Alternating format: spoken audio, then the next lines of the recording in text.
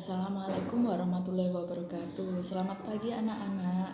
Pada pagi hari ini kita akan belajar tentang tema 5 kelas 6. Wawancara merupakan salah satu cara untuk mendapatkan informasi mengenai suatu hal. Wawancara memiliki unsur-unsur yang harus terpenuhi. Jika salah satu unsur tersebut tidak ada, maka wawancara tersebut tidak dapat dilakukan. Unsur-unsur wawancara yaitu pewawancara, narasumber, tema, waktu. Etika atau santun berwawancara, mengucapkan salam, menggunakan bahasa yang santun, menyampaikan pernyataan secara sistematis dan urut, fokus pada materi wawancara, tidak menyudutkan narasumber, dan tidak membuat tersinggung, tidak memancing pertanyaan yang menjerumus pada fitnah atau mengadu domba, bersikap objektif dan simpatik. Beberapa hal yang perlu dipersiapkan sebelum berwawancara dengan narasumber adalah penguasaan materi, mempersiapkan pertanyaan-pertanyaan berkenaan dengan informasi yang diperlukan, mempersiapkan diri secara mental untuk mengantisipasi hal-hal yang tidak diinginkan, misalnya grogi atau nervous, mempersiapkan peralatan yang diperlukan untuk berwawancara, misalnya alat rekam atau alat tulis. Magnet adalah benda yang mampu menarik benda-benda di sekitarnya. Setiap magnet memiliki sifat kemagnetan. Kemagnetan adalah kemampuan benda untuk menarik benda-benda di sekitarnya. Kata magnet diambil dari nama daerah di Asia, yaitu Magnesia. Di tempat inilah bangsa Yunani menemukan sifat magnetik dari bebatuan yang mampu menarik biji besi. Sifat-sifat magnet. Magnet hanya dapat menarik benda-benda tertentu dalam jangkauannya. Artinya, tidak semua benda dapat ditarik. Gaya magnet dapat menembus benda. Semakin kuat gaya magnet, maka semakin tebal pula benda yang dapat ditembus oleh gaya tersebut. Magnet mempunyai dua kutub, yaitu kutub utara dan kutub selatan. Apabila kutub yang sejenis atau senama didekatkan satu sama lain, maka mereka akan saling tolak-menolak. Namun apabila kutub yang berbeda didekatkan satu sama lain, maka mereka akan saling tarik-menarik. Medan magnet akan membentuk gaya magnet. Semakin dekat benda dengan magnet, maka medan magnetnya semakin rapat, sehingga gaya magnetnya akan semakin besar. Demikian pula sebaliknya.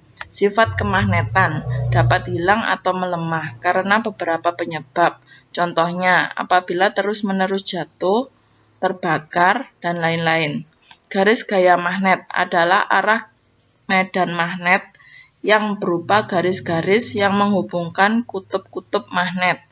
Arah garis gaya magnet yaitu meninggalkan kutub utara dan menuju kutub selatan. Berikut adalah gambar medan magnet. Pada medan magnet tersebut, garis-garis gaya magnet dari kutub utara menuju kutub selatan.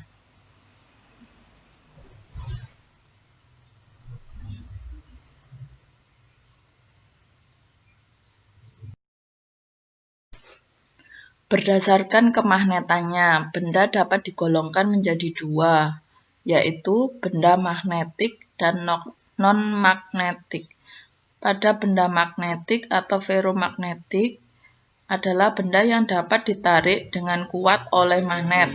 Benda magnet yang bukan magnet dapat digolongkan menjadi magnet. Namun, setiap benda memiliki tingkat kesulitan yang berbeda jika ingin diubah menjadi magnet. Contoh, benda ini adalah besi, baja, nikel, dan lain-lain. Benda non-magnetik, yaitu benda yang tidak dapat ditarik oleh magnet, dikelompokkan menjadi dua, yaitu paramagnetik dan diamagnetik. Paramagnetik yaitu benda yang dapat ditarik dengan lemah oleh magnet kuat. Contohnya aluminium, platina, magnesium, titanium, dan tungsten. Diamagnetik yaitu benda yang menolak magnet. Artinya benda ini tidak dapat ditarik oleh magnet. Contohnya emas, seng, merkuri, minyak, air, kayu, dan plastik. Macam-macam bentuk magnet. Sekarang magnet memiliki banyak bentuk karena setiap bentuk magnet dibuat dengan tujuan dan kegunaan yang berbeda. Secara umum terdapat 5 bentuk tetap magnet, yaitu magnet batang, silinder, jarum, cincin, atau magnet ladam. Jenis-jenis magnet. Secara garis besar terdapat 2 jenis magnet, yaitu magnet alam dan magnet buatan. Magnet alam yaitu magnet yang sudah memiliki sifat kemagnetan secara alami, artinya tanpa ada campur tangan manusia. Contohnya adalah Gunung Ida di Magnesia yang mampu menarik benda-benda di sekitarnya. Magnet buatan yaitu magnet yang dibuat manusia.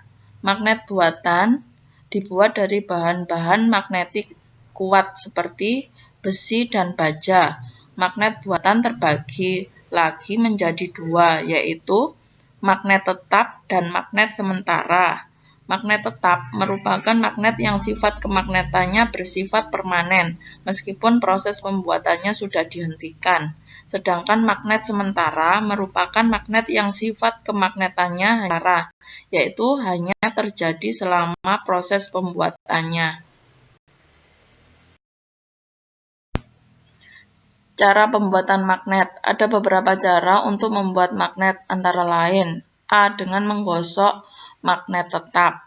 Besi atau baja dapat dibuat magnet, antara lain dengan cara menggosok salah satu ujung magnet tetap di sepanjang batang besi atau baja ke satu arah secara berulang-ulang.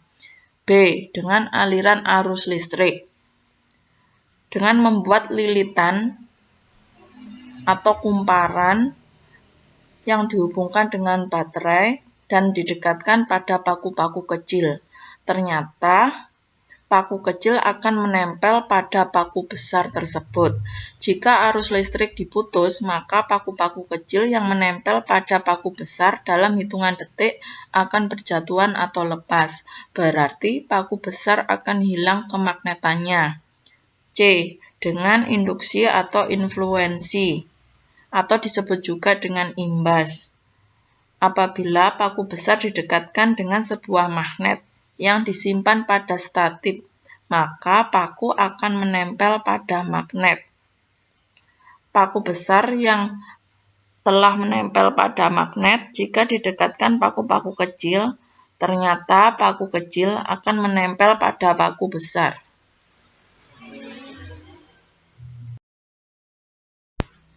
Manfaat magnet dalam kehidupan sehari-hari, yaitu ujung gunting memudahkan mengambil jarum jahit, bel listrik untuk menggerakkan pemukul lonceng, papan catur agar buah catur tidak mudah lepas atau terguling, kompas sebagai penunjuk arah utara-selatan, dinamo sepeda, dan generator untuk membangkitkan tenaga listrik, alat untuk mengangkut benda-benda dari besi.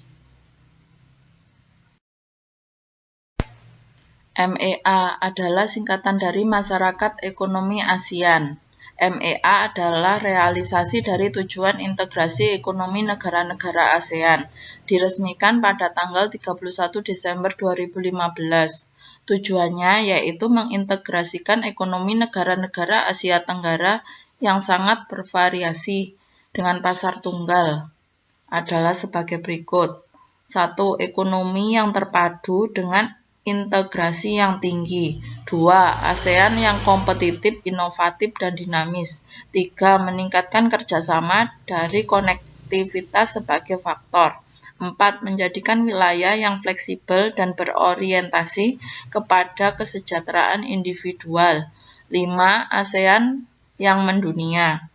Beberapa hal yang dapat dijadikan kerjasama di antara beberapa anggota masyarakat ekonomi ASEAN adalah sebagai berikut. Meningkatkan sumber daya manusia, mengembangkan transaksi ekonomi melalui e-ASEAN, mengintegrasikan industri dari berbagai wilayah untuk saling mempromosikan sumber-sumber yang ada di wilayah masing-masing, meningkatkan peran sektor swasta dalam pembangunan gedung-gedung MEA.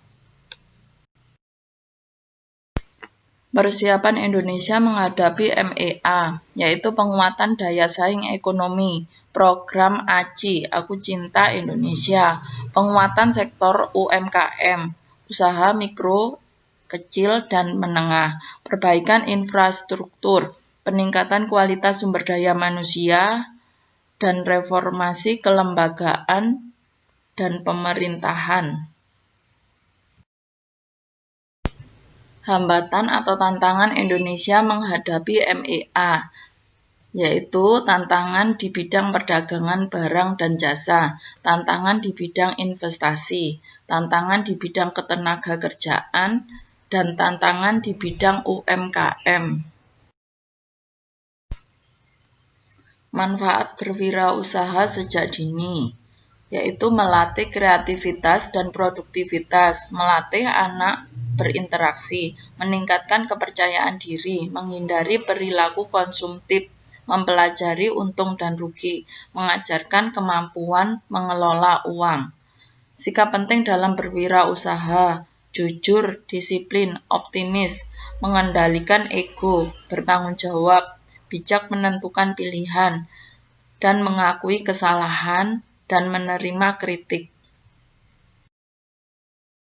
Jenis-jenis usaha masyarakat berdasarkan lapangan usahanya, yaitu usaha ekstraktif, usaha pertanian, usaha industri, usaha dagang, dan usaha jasa. Berdasarkan kepemilikannya, badan usaha milik negara atau BUMN, badan usaha milik swasta, dan koperasi. Kegiatan ekonomi di Indonesia, yaitu kegiatan produksi, kegiatan konsumsi, dan kegiatan distribusi. Kita harus menghargai produk-produk dalam negeri. Produk dalam negeri merupakan hasil kerja, kreativitas, dan prestasi bangsa sendiri. Tindakan nyatanya adalah membeli barang-barang produk dalam negeri. Produk dalam negeri mempunyai kualitas yang tidak kalah bagus dari barang dari luar negeri. Bahkan beberapa produk dalam negeri mulai diekspor ke pasar luar negeri. Jadi jangan khawatir untuk memakai produk dalam negeri. Banggalah memakai barang-barang produk dalam negeri. Kesenjangan sosial. Dampak kesenjangan sosial, dampak positifnya yaitu menghilangkan kondisi pemicu stres, merelaksasi baik jiwa dan raga, mempercepat proses aktivitas manusia, menyebabkan pembagian kerja yang lebih merata. Dampak negatifnya yaitu menumbuhkan sifat malas, ketidakpuasan terhadap sesuatu, mudah putus asa yang menghambat mobilitas kerja, timbulnya kecemburuan sosial, banyak terjadi tindakan kriminalitas.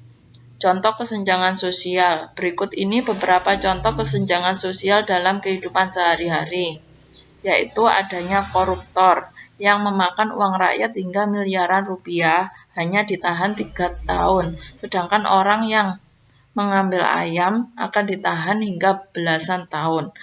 Tidak adanya fasilitas transportasi yang cukup layak untuk penderita cacat. Orang yang berpenampilan dengan pakaian mahal dan bagus diperlakukan dengan sangat baik oleh pelayan, berbeda dengan orang yang berpenampilan biasa saja. Cara mengatasi kesenjangan sosial. Adapun solusi kesenjangan sosial ekonomi yang dapat dilakukan pemerintah antara lain, yaitu memberikan kesempatan yang sama pada masyarakat untuk mendapatkan pendidikan yang layak, baik untuk si kaya maupun si miskin, menciptakan lapangan pekerjaan sebanyak mungkin, melakukan pemerataan pembangunan di semua daerah.